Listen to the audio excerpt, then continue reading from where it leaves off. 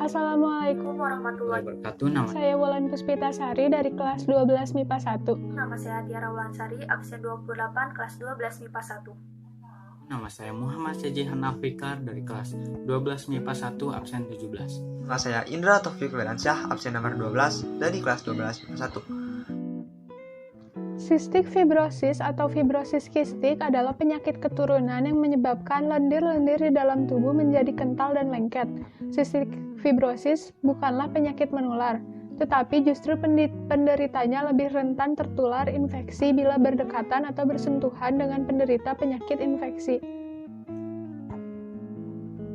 Ada beberapa komplikasi yang dapat disebabkan oleh penyakit cystic fibrosis.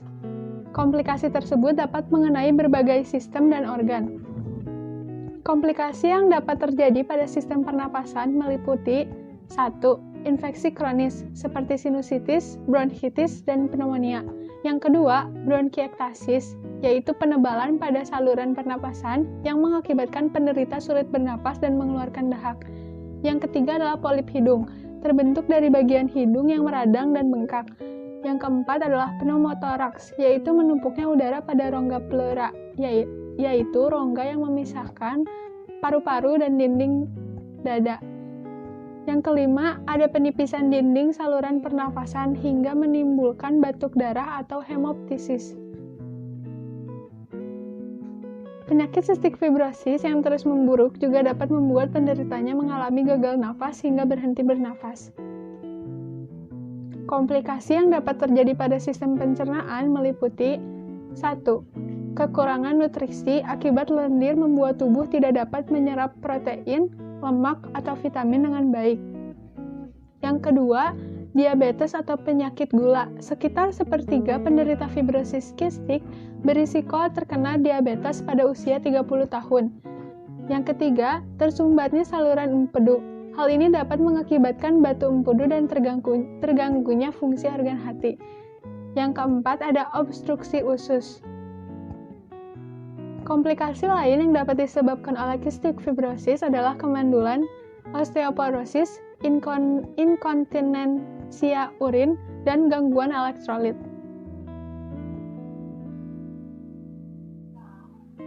Gejala cystic fibrosis. Orang dengan cystic fibrosis akan mengalami berbagai gejala termasuk kulit yang terasa sangat asin, batuk terus-menerus disertai dengan dahak, infeksi pada paru-paru yang sering terjadi termasuk pneumonia atau bronkitis, mengi yang merupakan suara siulan bernada tinggi saat sedang bernafas atau sesak nafas, pertumbuhan atau kenaikan berat badan yang buruk meski nafsu makannya baik, sulit buang air besar atau sering buang air besar, tekstur tinja yang menggumpal, berminyak dan berbau tajam, kemandulan pada laki-laki akibat terhalangnya saluran sperma, dan kemandulan pada wanita akibat terganggunya siklus menstruasi dan banyaknya cairan di dinding rahim.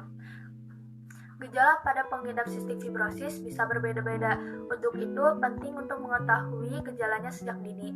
Segera periksakan ke dokter apabila anak Anda mengalami mengi, sesak nafas, batuk-batuk, beserta dahak yang bercampur darah, demam, infeksi paru-paru, mudah lelah saat aktivitas, dan pertumbuhan yang lambat atau statis.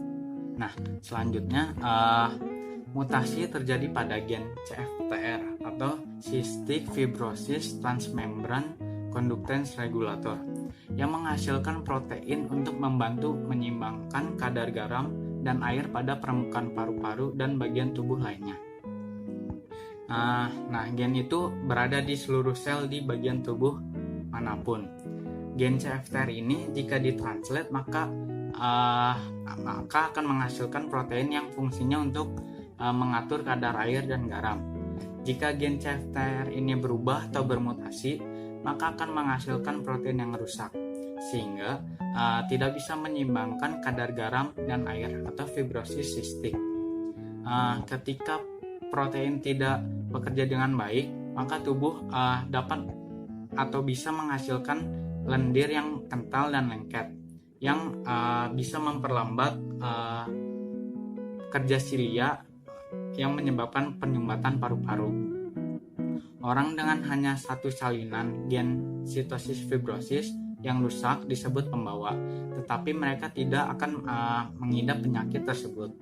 Setiap kali dua pembawa sitosis fibrosis memiliki anak, kemungkinannya yaitu 25%, yaitu 1 dari 4 anak, maka akan mengidap sitosis fibrosis. Lalu 50% yaitu 1 dari anak tersebut akan menjadi pembawa, tetapi tidak akan menderita sitosis fibrosis. Lalu 25% yaitu 1 dari 4 anak tersebut tidak akan menjadi pembawa dan tidak akan menderita sitosis fibrosis. Di sini, saya akan menjelaskan mengenai pengobatan-pengobatan yang diberikan kepada penderita cystic fibrosis.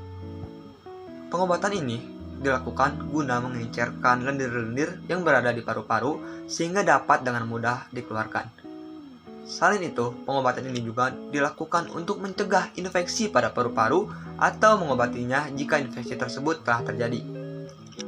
Selain hal-hal tersebut, pengobatan ini juga dilakukan untuk mencegah terjadinya penyumbatan pada usus dan menjaga kestabilan asupan nutrisi yang masuk kepada penderita. Media pengobatan kedua adalah fisioterapi dada dan rehabilitasi paru. Pada media kedua ini merupakan suatu program jangka panjang untuk mengencerkan dahak-dahak atau lendir-lendir yang berada dalam tubuh kita. Selain itu, media kedua ini juga berfungsi untuk meningkatkan kinerja dari paru-paru.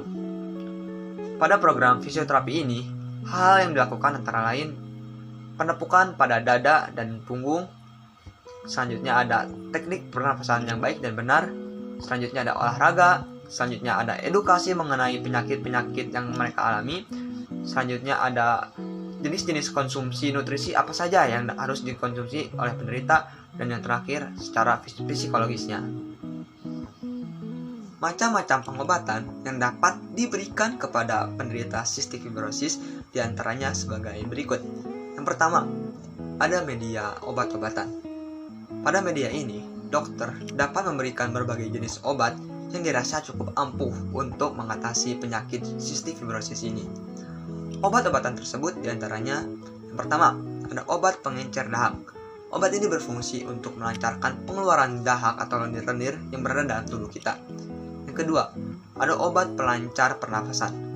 Obat ini berfungsi guna melambangkan otot-otot saluran pernafasan agar bisa berfungsi dengan baik. Yang ketiga, ada obat anti peradangan. Obat ini berfungsi untuk mencegah terjadinya pembengkakan. Selanjutnya yang keempat, ada antibiotik. Antibiotik ini sudah jelas untuk mengurangi risiko infeksi. Yang kelima ada suplemen enzim. Nah, suplemen enzim ini diperlukan untuk membantu saluran pencernaan dalam mencerna nutrisi.